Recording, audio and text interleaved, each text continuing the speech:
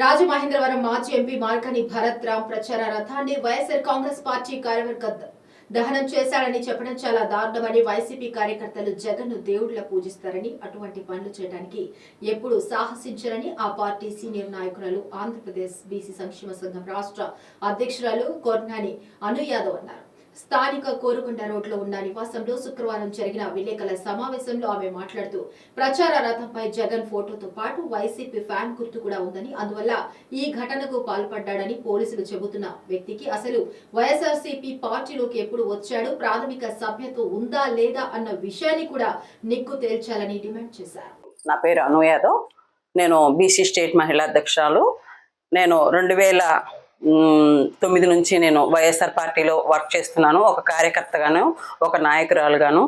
మరి గతంలో చూసుకున్నట్టయితే మేము ఎన్నో కష్టాలు, ఎన్నో బాధలు, ఎన్నో పడ్డాం.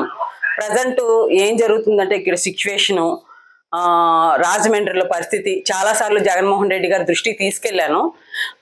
ఇప్పుడు మాత్రం సీఎం అయిన తర్వాత కూడా మాకు కొద్ది కష్టంగా మారింది. జగన్మోహన్ రెడ్డి గారిని కలవడం కానీ, అనేక విషయాలు చర్చించడం కానీ చాలా కష్టమైంది.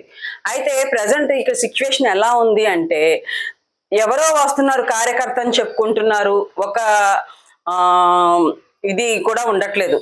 వాడు కార్యకర్తని వస్తున్నాడు కానీ అది మా వైఎస్ఆర్ పార్టీ కార్యకర్త అయితే కాదు. ఈ రీసెంట్గా మరి మార్గాని భరత్ గారు వ్యాన్ తగిలెట్టారు. అది వ్యాన్ మీద మన ఎక్స్ సీఎం జగన్మోహన్ రెడ్డి గారు ఉన్నారు. ఎవరి గుండెల్లోనైనా జగన్మోహన్ రెడ్డి గారు ఉంటారు. ఎక్స్ సీఎం జగన్మోహన్ రెడ్డి గారు ఉన్నారు. ఎవరి గుండెల్లోనైనా జగన్మోహన్ రెడ్డి గారు ఉంటారు. నిరుపేదల పక్షాన ఉన్న అప్పుడు జగన్మోహన్ రెడ్డి గారు కూడా ప్రతి ఒక్కరు కూడా నిరుపేదల పక్షాన్నే ఉన్నారు. కాబట్టి ప్రతి ఒక్కరు కూడా ఆయన దేవుడుగానే పూజించారు. ఆయన కట్అవుట్ నుండి కూడా కాల్చారంటే ఆడు కార్యకర్త ఎలా అవుతాడు, వైసీపీ కార్యకర్త ఎలా అవుతాడు అనేది నాకు చిన్న పాయింట్. నెక్స్ట్